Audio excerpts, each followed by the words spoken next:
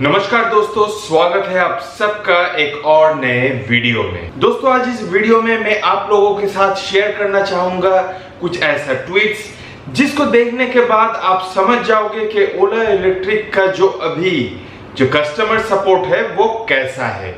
जो लोग ओला electric scooters already खरीद चुके हैं, उसे इस्तेमाल कर रहे हैं, उनका एक्सपीरियंस कैसा है ओला स्कूटर्स को लेके। अगर आप एक एस्पायरिंग ओला इलेक्ट्रिक कस्टमर हो और आगे जाके आप एक ओला इलेक्ट्रिक स्कूटर खरीदना चाहते हो तो इस वीडियो को पूरा देखना।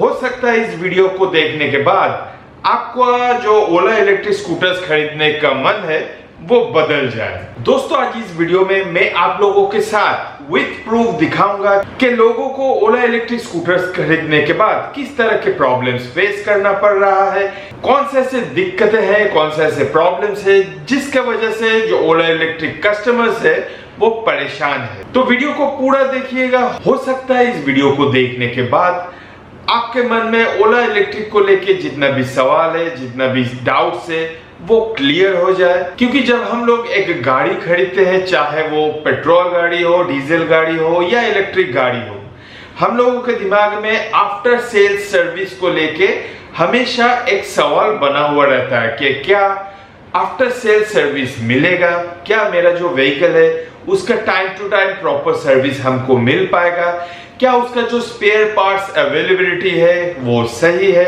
स्पेयर पार्ट्स अवेलेबिलिटी को लेके क्या आगे जाके कोई दिक्कत होने वाला है। ये कुछ सवाल ऐसा है जो हम सब के मन में रहता है, चाहे वो एक इलेक्ट्रिक व्हीकल हो या फिर एक पेट्रोल या डीजल इंजन वाला व्हीकल। तो दोस्तों चलिए बिना देरी किए मैं उन ट्वीट्स को आपके सामने रखने जा रहा हूं और उनको देखने के बाद आप खुद डिसाइड करना कि क्या आपको ओला इलेक्ट्रिक स्कूटर्स खरीदना चाहिए। अगर इन लोगों के साथ ऐसे दिक्कतें पेश आ रहा है तो आगे जाके हो सकता है आपको भी ऐसा दिक्कत फेस करना पड़े। जैसे कि आप सबको पता है दोस्तों, मेरे पास भी एक ओला S1 Pro है और उसे मैं लगातार इस्तेमाल कर रहा हूं। तो कहीं ना कहीं ये जो कस्टमर्स है जिन्होंने ट्विटर में अपना जो कंप्लेन है उसको ट्वीट किया है, मुझे कहीं ना कहीं लगता है कि इन लोगों का जो प्रॉब्लम्स है वो जेन्युइन प्रॉब्लम है। तो चलिए दोस्तों उन ट्वीट्स को आपके सामने रखते हैं और आप खुद डिसाइड करना कि क्या वाकई में आपको ओला इलेक्ट्रिक स्कूटर्स खरीदना चाहिए या नहीं। तो चलिए पहला ट्वीट देख लेते हैं। दोस्तों ये जो ट्वीट है वो रॉकी सिंह के तरफ से है और उन्होंने कहा है, उन्होंने जो अपना स्कूटर खरीदा है ओला इलेक्ट्रिक का, खरीदने के 70 दिन बाद भी उनको अपना जो स्कूटर का जो आरसी है वो डिलीवर नहीं हुआ है। जैसे कि आप यहाँ पे ट्वीट देख सकते हो, लाइव उन्होंने ट्वीट किया है ओला इलेक्ट्रिक को और ओला इलेक्ट्रिक ने उनका जो ट्वीट है उसके ऊपर रिस्पॉन्ड भी किया है। ओला इलेक्ट्रिक का ये कहना है कि जैसे ही आपका रजिस्ट्रेशन हो जाता है, आपका जो आरसी है उस आरटीओ की तरफ से उसको कोरियर कर दिया जाएगा आपके घर तक और उस कोरियर का डिटेल्स जो है वो आपके साथ शेयर किया जाएगा ताकि आप उस कोरियर को ट्रैक कर सको। मेरे को भी मेरा जो स्कूटर खरीदे हुए 30 दिन हो चुका है, लेकिन अभी तक मेरा जो आरसी है वो घर तक डिलीवर नहीं हुआ है और ना ही कोई कोरियर डिटेल्स या ट्रैकिंग डिटेल्स मेरे को अब तक मिला है। तो कहीं ना कहीं ये प्रॉब्लम जो है वो मुझे जेन्युइन लगता है। चलिए बढ़ते हैं दूसरे ट्वीट की तरफ। यहाँ पे जो कस्टमर है उनका नाम है साद खत्री और उन्होंने कहा है उन्होंने अपना जो व्हीकल है वो सर्विस सेंटर में ड्रॉप किया है, 15 दिन हो चुका है, लेकिन उनका जो व्हीकल उनको अभी तक ठीक होके वापस उनके पास नहीं आया है। और उन्होंने ये ट्वीट किया है, when will I get my vehicle more than 15 days in service. और ये जो ट्वीट है उसके ऊपर ओला ने भी रिस्पॉन्ड किया है, जैसे कि आप अपना स्क्रीन में देख सकते हो। इससे साफ पता चलता है दोस्तों कि ओला इलेक्ट्रिक का जो सर्विस है वो कितना लचीला है और वो प्रॉम्प्ट सर्विस कस्टमर्स को प्रोवाइड नहीं कर पा रहा है। हालांकि मैंने अभी तक अपना स्कूटर को सर्विस सेंटर में नहीं भेजा है क्योंकि 1 ही महीना हुआ है उसे इस्तेमाल करते हुए। आगे जाके मेरा जो भी एक्सपीरियंस होगा वो इसी चैनल के माध्यम से मैं आप तक पहुंचाता रहूंगा। तो चैनल को जरूर सब्सक्राइब कीजिएगा क्योंकि मैं जो हूं अपना जो एक्सपीरियंस है उसे अनबायस्ड तरीके से आप तक इसी चैनल के माध्यम से वीडियो बनाकर आप तक पहुंचाता रहूंगा।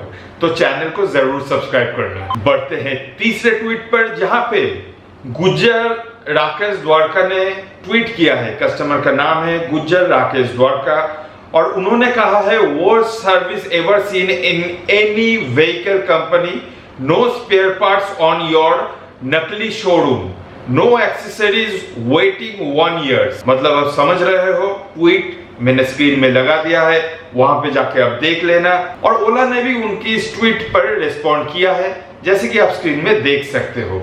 मतलब ओला कस्टमर से रिस्पॉन्ड तो कर रहा है, लेकिन कहीं ना कहीं जो रेजोल्यूशन है प्रॉब्लम का वो कस्टमर्स तक नहीं पहुंच पा रहा है। तो ओला जिस तरह से अपना जो सर्विस है, अपना प्रोडक्ट है, अपना जो ब्रांड है, उसे पैन इंडिया एक्सपेंड कर रहा है, वो तो एक बढ़िया तरीका है और उसके लिए मैं ओला को बधाई देना चाहूंगा।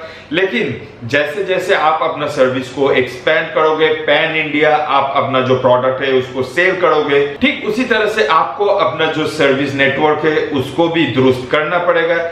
अगर कस्टमर्स को प्रोडक्ट खरीदने के बाद आप सर्विस प्रोवाइड नहीं कर पाते हो तो कहीं ना कहीं आगे जाके आप ही को नुकसान होगा, आपका जो ब्रांड है उसी का नुकसान होगा। तो इस चीज का ध्यान ओला को जरूर रखना चाहिए। बढ़ते हैं अगले ट्वीट की तरफ, जो कि रुपेश जैन की तरफ से है।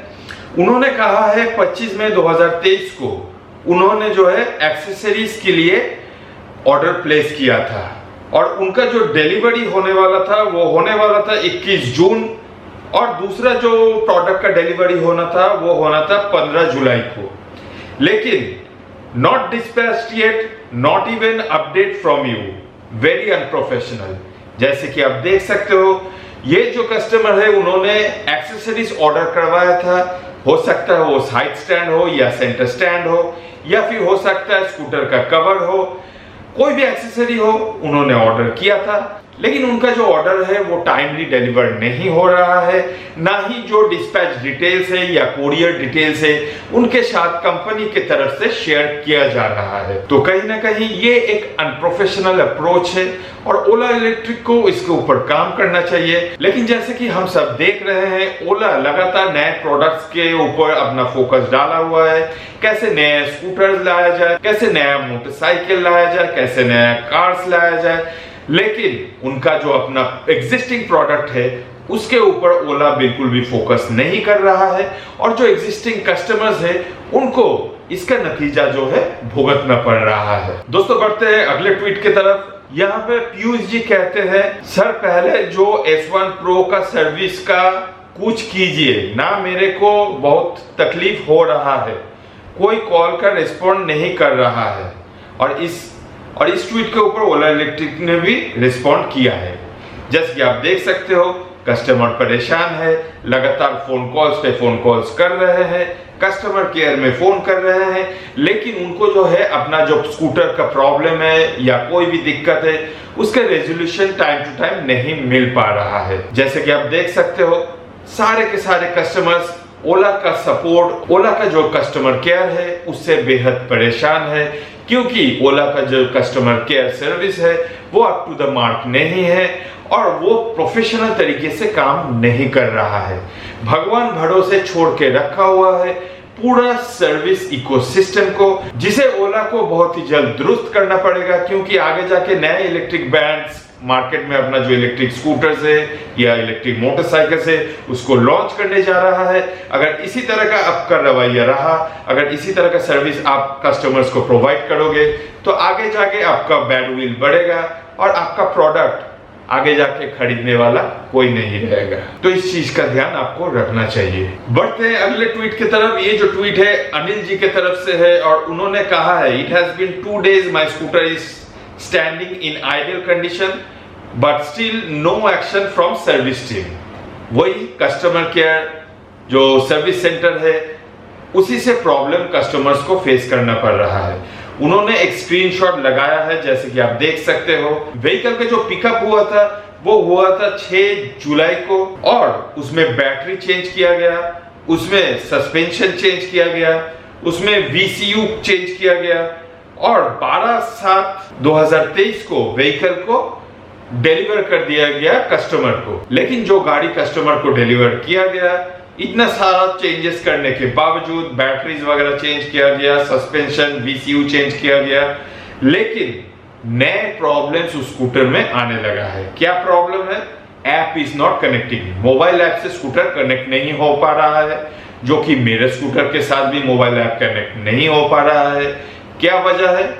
मैंने टेक्नीशियन को कॉल किया था, लेकिन उन्होंने भी मेरा प्रॉब्लम रिजॉल्व नहीं कर पाया है। उसका वीडियो मैं ऑलरेडी बना चुका हूं, आई बटन में जाके उस वीडियो को आप जरूर देखना।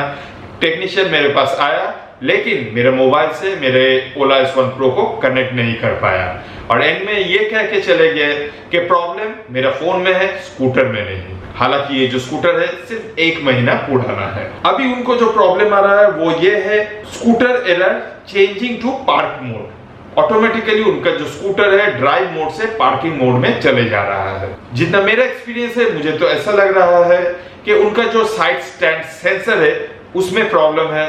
हो सके तो साइड स्टैंड सेंसर को आप थोड़ा चेक करवा लीजिएगा। और जैसे कि आप देख सकते हो, नीचे ओला ने उनके इस ट्वीट के ऊपर रिस्पॉन्ड किया है, मतलब ओला ने एक्नॉलेज किया है कि उनके साथ ये सब प्रॉब्लम हो रहा है, और इतना दिनों से ओला ने इस प्रॉब्लम को रिजॉल्व नहीं कर पाया है। बढ़ते हैं अगले ट्वीट की तरफ। ये ट्वीट जो है रूपेश भाई की तरफ से है, और उन्होंने कहा है, भावेश जी मेरा ओला S1 5 दिन से ब्रेकडाउन है, कंप्लेंट का कोई जवाब नहीं। मतलब उनका ब्रेकडाउन हुआ है उनका स्कूटर, उन्होंने कंप्लेन किया है, लेकिन कंपनी के तरफ से उनके साथ कोई कम्युनिकेशन नहीं हो रहा है, और ना ही सर्विस सेंटर से उनके पास कोई कॉल आया है। और ओला ने उनकी इस ट्वीट को रिस्पॉन्ड भी किया है। मतलब ऐसा नहीं है कि ओला इलेक्ट्रिक को पता नहीं है कि कस्टमर्स को किस तरह का प्रॉब्लम फेस कर रहे हैं कस्टमर्स, लेकिन फिर भी ओला जो है अपना कस्टमर के ऊपर फोकस नहीं कर रहा है। ओला अपना जो एग्जिस्टिंग कस्टमर्स है उनका प्रॉब्लम्स को रिजॉल्व करने के लिए एक दुरुस्त इकोसिस्टम बनाने में अब तक फेल हो रहा है। तो अगर आप एक ओला इलेक्ट्रिक स्कूटर खरीदना चाहते हो, इन प्रॉब्लम्स को ध्यान से देखिए, सुनिए, और उसके बाद डिसाइड कीजिए कि आपको ओला इलेक्ट्रिक का गाड़ी खरीदना है या किसी और ब्रांड का गाड़ी खरीदना है। ऐसा नहीं है किसी और ब्रांड का गाड़ी में इस तरह का प्रॉब्लम नहीं है, ऐसा नहीं है बाकी जो इलेक्ट्रिक स्कूटर ब्रांड्स है या पेट्रोल इंजन ब्रांड्स है, सारे कस्टमर सर्विस सेंटर में आपको बेहतरीन सर्विस मिलता है। ये जो प्रॉब्लम है सर्विस सेंटर का, वो pan India, pan company, India में जितना भी व्हीकल मैन्युफैक्चरर है उनके सारे के सारे सर्विस सेंटर में आपको इसी तरह का प्रॉब्लम देखने को मिलेगा।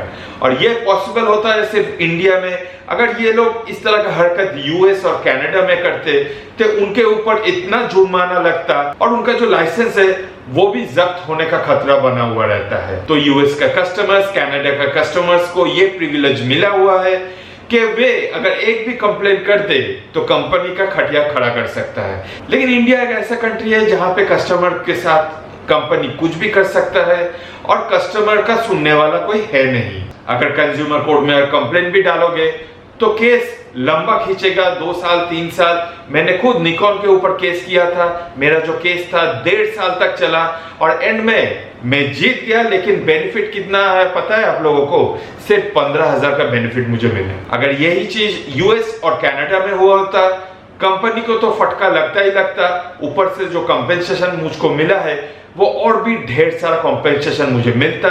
ये मुझे पूरा भरोसा है। तो कहीं ना कहीं कंज्यूमर फोरम को, कंज्यूमर कोर्ट को अपना जो इंफ्रास्ट्रक्चर है, अपना जो वर्डिक्ट है, उसके ऊपर और भी स्ट्रिक्ट होना पड़ेगा। कंपनी के ऊपर लगने वाला जो जुर्माना है उसे और भी ज्यादा बढ़ाना होगा, और एक ट्रेंड सेट करना पड़ेगा सारे कंपनियों के ऊपर कि अगर आप कस्टमर सर्विस सही से प्रोवाइड नहीं करोगे तो आपके ऊपर भारी जुर्माना होगा, और कस्टमर को भी आपको भारी जुर्माना भरना पड़ेगा। बढ़ते हैं अगले ट्वीट में। ये जो ट्वीट है वो ऋतुराज की तरफ से है, और उन्होंने कहा है, What is going on guys? I have raised a ticket for an engineer to visit my location and repair the wobbly handle of my scooter. No response since a week. 1 हफ्ता हो गया, कोई भी response नहीं है। Very much disappointed. This is going to definitely disturb your market hold. मतलब customer complain book किया था, लेकिन उनको सर्विस नहीं मिल पाया है, और जो टेक्नीशियन था उसको उनके घर में जाके इस प्रॉब्लम को ठीक करना था, लेकिन उनको एक हफ्ते के ऊपर हो चुका है, लेकिन उनका जो प्रॉब्लम है वो रिजॉल्व नहीं हुआ है। स्क्रीन में ट्वीट दिया हुआ है, आप देख सकते हो, और ओला ने भी इसके ऊपर रिस्पॉन्ड किया है। दोस्तों अगला जो ट्वीट है वो आनंद की तरफ से है और उनका ये कहना है, I am getting scooter issue while riding the bike suddenly turns off in middle of the road, my seats are gone due to poor quality, need urgent support for both these issues. मतलब उनका जो गाड़ी है वो अचानक रास्ते में बंद पड़ जा रहा है, पार्किंग मोड में चला जा रहा है, और जो उनका सीट है वो खराब क्वालिटी के वजह से ऑलरेडी खराब हो चुका है। मैं उनका ये जो प्रॉब्लम है उससे सहमत हूँ, क्योंकि मेरा भी जो सीट क्वालिटी है वो बेहद ही घटिया और पुअर क्वालिटी का है, क्योंकि जब भी मैं अपना ओला S1 में बैठता हूँ सीट जो है वो बेंड होकर अंदर के तरफ झुक जाता है। अगर पिलियन के साथ आप चलाओगे तो और भी अंदर की तरफ सीट जो है बेंड होने लगता है। तो कहीं ना कहीं सीट का क्वालिटी घटिया है। और ये जो ट्वीट है इसमें आप देख सकते हो स्कूटर अचानक रोड में बंद पड़ जाता है, जिससे एक्सीडेंट का खतरा बना हुआ रहता है।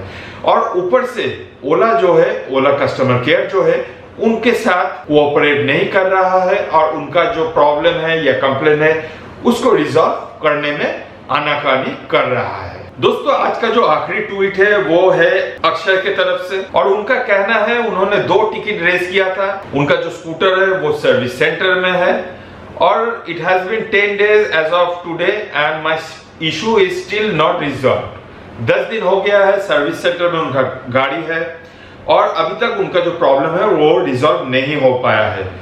And also tried contacting concern person of the service centre but no one is picking up the call. Service centre में गाड़ी है, ओला को बताया गया है, सर्विस सेंटर का जो मैनेजर है उनको कॉल करने का कोशिश किया जा रहा है, कोई उनका कॉल उठा नहीं रहा है। और ओला ने भी इस ट्वीट के ऊपर ट्वीट किया है। तो जैसे कि आप देख सकते हो दोस्तों, ऐसा नहीं है कि ये जो प्रॉब्लम है सिर्फ ओला के तरफ से है। जितना भी कंपनीज है सारे के सारे कंपनीज का ट्विटर हैंडल आप चेक करके देखो, वहां पे 100% आपको ऐसा प्रॉब्लम्स देखने को मिल जाएंगे हर कंपनी के साथ। ऐसा नहीं है कि सिर्फ ओला के साथ ऐसा हो रहा है, लेकिन मैं बेसिकली ओला पे फोकस कर रहा हूं, क्योंकि ओला जो है इंडिया का नंबर 1 और बेस्ट इलेक्ट्रिक 2 व्हीलर मैन्युफैक्चरर है। ओला का जो 2 व्हीलर्स है, चाहे वो S1 हो, S1 Pro हो, या फिर अभी हाल ही में लॉन्च हुआ S1 Air, बहुत ज्यादा तादाद में ये स्कूटर्स बिक रहा है। हर महीने 20,000 25,000 स्कूटर इनका बिकता है। तो कहीं ना कहीं हर महीने जो सर्विस सेंटर के ऊपर लोड है वो बढ़ रहा है, और कहीं ना कहीं ओला को आगे जाके अपना जो सर्विस सेंटर नेटवर्क है उसको और भी स्ट्रेंथन करना पड़ेगा।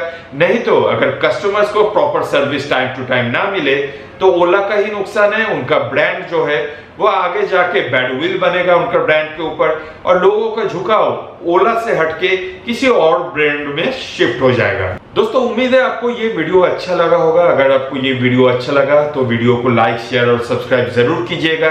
अगर इसी तरह का वीडियो आपको आगे भी देखते रहना है तो आप कमेंट करके मुझे बताएं। इसी तरह का मैं और भी वीडियोस इस चैनल में बना के डालता रहूंगा। और आपका जो राय है ओला इलेक्ट्रिक स्कूटर्स को लेके कमेंट करके जरूर बताएं। Thank you so much guys for watching this video for so long. If you have liked this video, make sure you like, share and subscribe. If you have any questions, make sure you drop it down in the comment section below. मिलते हैं अगले video में। Till next time, this is Sam. जय हिंद।